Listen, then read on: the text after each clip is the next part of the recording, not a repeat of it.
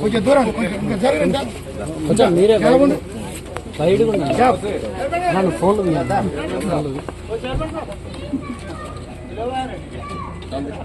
నమస్తే ఏజీపీ గారు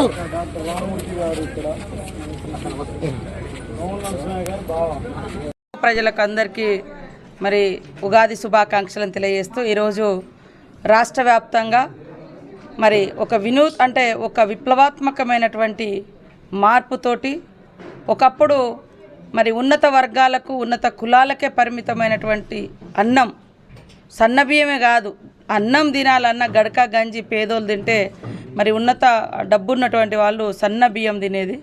కానీ ఈరోజు ప్రతి పేదింటి బిడ్డ కూడా సన్నబియ్యం తినాలన్నటువంటి లక్ష్యంతో సీఎం రేవంత్ రెడ్డి గారు మరి గౌరవ మంత్రివర్యులు ఉత్తమ్ కుమార్ రెడ్డి గారి నాయకత్వంలో వారి నియోజకవర్గంలో హుజూర్ నగర్లో సన్నబియ్యం కార్యక్రమాన్ని ప్రారంభించడానికి వెళ్తున్న సందర్భంగా మా సోదరుడు మరి రమేష్ రెడ్డి గారి ఇంట్లో ఉగాదిని నిర్వహించుకోవడం నాకు చాలా సంతోషం. అదే కాకుండా ఇవాళ పేదలకు సన్నబియ్యం ఇస్తున్నామంటే మరి కొన్ని పార్టీలు కళ్ళల్లో నిప్పులు పోసుకొని తప్పుడు ప్రచారం చేస్తూ ఉంది. ఇవాళ బీజేపీ ప్రభుత్వం దేశంలో అధికారంలోకి వచ్చి దాదాపుగా 12 సంవత్సరాలు అవుతుంది. 12 సంవత్సరాలలో మీకు సన్నబియ్యం ఇవ్వాలనే అటువంటి ఆలోచన ఎందుకు రాలేదు? మీకు గ్యాస్ ధరలు మేము ఈ రాష్ట్రంలో 500కే ఇస్తున్నాం. మరి మేము ఒకప్పుడు 2014లో 500 400 ఉన్న ధర మీరు 1200 పెంచుకుంటూ వచ్చారు. ఈరోజు తెలంగాణ రాష్ట్రంలో సీఎం రేవంత్ రెడ్డి గారు 500కే ఇస్తున్నాడు. 500కే ఇవ్వాలనేటువంటి ఆలోచన ఈ రాష్ట్రంలో కూడా మేము తగ్గిస్తాం అన్నటువంటి ఆలోచన ఎందుకు రాలేదు? మీకు చిత్తశుద్ధి ఉంటే దేశవ్యాప్తంగా కూడా పేదల మీద, బడుగు బలహీన వర్గాల మీద, బిలో పావర్టీలో ఉన్న ప్రజల మీద ప్రేమ ఉంటే 500కే ఇవ్వండి గ్యాస్. ఇది మీ చేతుల పనే కదా, ఎందుకు ఇవ్వడం లేదు? ఇవాళ పేదవాళ్ళందరూ సన్నబియ్యం తింటారని ఇవాళ ఇస్తుంటే మోడీ గారి ఫోటోలు పెట్టాలంటున్నారు. అయ్యా 11 ఏళ్ళ నుంచి మరి మోడీ గారి ఫోటో లేదు ఒకటి. అదే కాకుండా చట్టం తెచ్చింది కాంగ్రెస్ ప్రభుత్వము. ఏది ఆహార భద్రత చట్టం తెచ్చి ప్రతి పేదవాళ్లకు బియ్యం ఇవ్వాలి, వాళ్ళకి రేషన్ కార్డులు ఇవ్వాలని 81 కోట్లకు పైగా రేషన్ కార్డులు 2014 వరకు ఇస్తే ఇవాళ మీరు 1.5 కోటి రేషన్ కార్డులు తగ్గించిర్రు దేశంలో. ఇవాళ అదే కాకుండా ఆయన బండి సంజయ్ గారు ఏం మాట్లాడుతున్నారు? 93 లక్షల రేషన్ కార్డులలో మేము 50 ఇస్తున్నామని. మరి ఇంకా 40 ఎందుకు ఇవ్వడం లేదు మీరు? ఇక్కడ ఈ ప్రజలు మీకు సంబంధం లేదా? బాధ్యత లేదా? ఇవాళ ఆహార భద్రత చట్టం అనేది 2013లో కాంగ్రెస్ ప్రభుత్వం మన్మోహన్ సింగ్ గారి నాయకత్వంలో ఆ రోజు ఆయన మరి యూపీఏ చైర్పర్సన్ గారు పేదవాళ్ళకు కడుపు నిండా అన్నం పెట్టాలని తీసుకొచ్చిన చట్టం కాబట్టి మీరు ఇంప్లిమెంటేషన్ చేస్తున్నారు నాయన.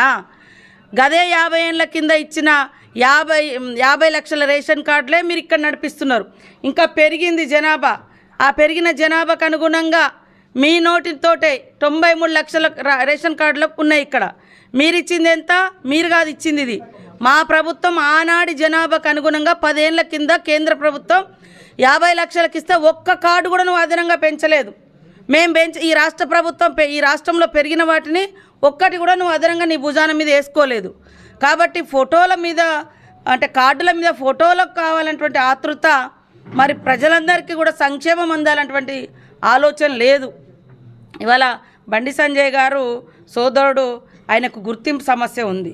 అందుకనే పదే కాంగ్రెస్ని తిడితే కాంగ్రెస్ పార్టీ దేశవ్యాప్తంగా ఉంది కదా, వారికి గుర్తింపు వస్తుందని వారు ఆలోచన చేస్తున్నారు.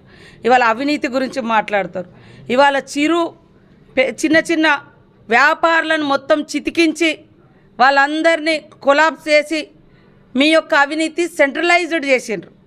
ఒకప్పుడు చిరు వ్యాపారులు వాళ్ళకు పాపం తోచిన పద్ధతిలో వ్యాపారాలు చేసుకొని బతికేది. కానీ ఇవాళ సెంట్రలైజ్డ్ చేసి ఒక 2-3కే మీరు దేశాన్ని అప్పగిచ్చి ఆదాని అంబానీ ఆధ్వర్యంలో పెద్ద ఎత్తున మరి మారుమూల గ్రామాలలో స్కీమ్లలో కూడా వాళ్ళే ఉండి దోసుకుంటా ఉన్నారు. అది మీ 11 సంవత్సరాల దోపిడీ. ఇవాళ జిఎస్టీలు, పెద్ద నోట్ల రద్దు, మరి పేదలకు ఫ్రీ సబ్సిడీ కింద ఏది ఇచ్చినా వాళ్ళు అట్లయితారు ఇవ్వకూడదు అనేది మీరు సబ్సిడీలకు వ్యతిరేకం. అందుకనే ఉపాధి హామీ చట్టం తెస్తే దాన్ని కూడా ఇవాళ పని దినాలు తగ్గించారు.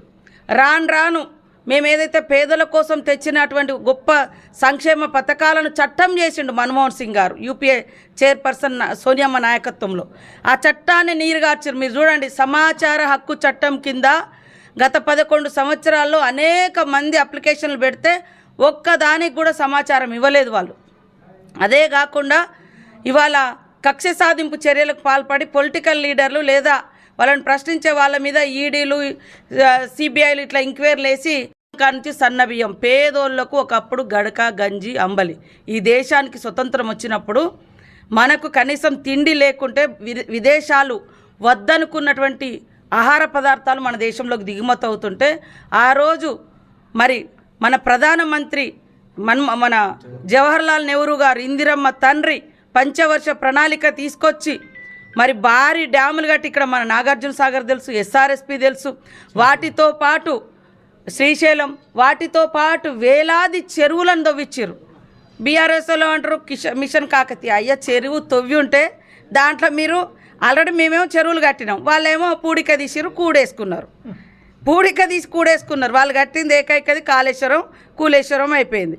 కాబట్టి ఈ దేశానికి ఈ స్థాయికి ఈరోజు అన్నం దొరికే పరిస్థితి, వ్యవసాయం పెరిగే పరిస్థితి తీసుకొచ్చింది 56 ఏళ్ల నాడు, 60 ఏళ్ల నాడే కాంగ్రెస్ ప్రభుత్వం వేసిన పునాదే ఈరోజు ఈ సన్నబియ్యం దాకా ప్రజలను తీసుకొచ్చింది అనేది గుర్తుపెట్టుకొని మాట్లాడాలి. ఏది పడితే అది మాట్లాడితే నడుస్తుంది అనుకోవడం కరెక్ట్ కాదు. నేను ఒక్కటే బండి సంజయ్ గారిని అడుగుతున్నాను, మీరు 50 లక్షలకు మేము బియ్యం ఇస్తూ ఉన్నాం, 40 రూపాయలు ఖర్చు పెడుతున్నాం అంటే మరి 40 రూపాయలు ఖర్చు పెట్టి ఈ 11 ఏళ్ళల్లో మీరు ఎందుకు ఒక్కరోజు సన్నబియ్యం ఇవ్వలేదు? మరి పక్క రాష్ట్రంలో ఛత్తీస్గఢ్లో మీరే ఉన్నారు, అటు రాజస్థాన్లో మీరే ఉన్నారు, మహారాష్ట్రలో మీరే ఉన్నారు, మీరు ఎందుకు సన్నబియ్యం ఇస్తలేరు? మేము ఇస్తుంటే ఇంత అక్కస్ ఎందుకు? ఈ రాష్ట్రం నుంచి మరి మన వాటా రూపాయి పోతే మీరు 48 పైసలే ఇస్తున్నారు. మరి రూపాయి ఇక్కడ రేవంత్ రెడ్డి గారు ఈ రాష్ట్రం నుంచి మీకు గడుతున్నాడు కదా, మీరు అన్ని సంక్షేమ పథకాల మీద ఆ రూపాయి ఇచ్చినందుకు, రూపాయి ఇచ్చినంత మందమన్నా మీరు సీఎం రేవంత్ రెడ్డి గారి ఫోటో పెట్టి అప్పుడు ఈ సన్నబియ్యం మీద ఫోటో కావాలని అడగండి.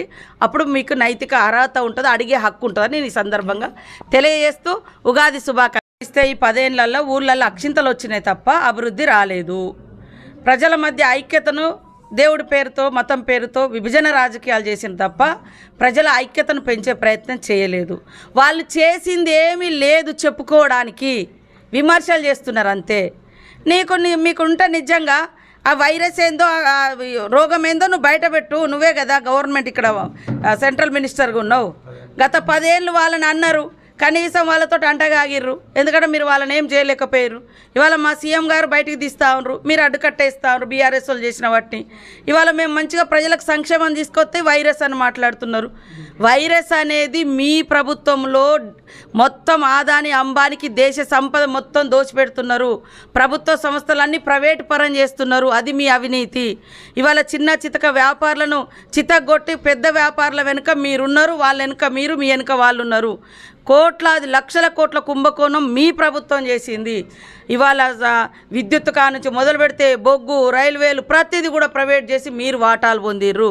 అది పెద్ద దేశంలో ప్రపంచంలో నెంబర్ 1 కరప్షన్ ఏదైనా ఉందంటే అది మీరు చేసేది అయితే తప్ప ఇక్కడ ఎవరు ఏ కరప్షన్ చేయలే. కింది స్థాయిలో అంటారు, పాపం కింది స్థాయిలో ఎవరు ఒక సర్పంచ్ కాలే, వార్డు మెంబర్ కాలే, ఎంపీపీ గారు, జెడ్పీటీసీ కాలే. ఈ మాటలు అనడానికైనా కనీసం ఉండాలి. తప్పుడు మాటలు అనొద్దు. మీరు సంజయ్ గారు, మీరంటే మాకు గౌరవమే ఒక బీసీ బిడ్డగా, కానీ మీకు రాష్ట్ర అధ్యక్ష పదవి కోసం మీరు పదే మమ్మల్ని తిడితే మీరు మోడీ దృష్టిలో ఇంకా పడతారు, ఎందుకంటే దేశం దృష్టిలో పడతారని మమ్మల్ని తిడుతున్నారు. కానీ తప్పు, ఒకవేళ మీ దృష్టిలో ఏమైనా తప్పులు ఉంటే పర్ఫెక్ట్గా బయట పెట్టండి, కానీ ఇట్లా తప్పుడు ఆరోపణలు చేయొద్దని నేను మరొకసారి తెలియజేస్తాను.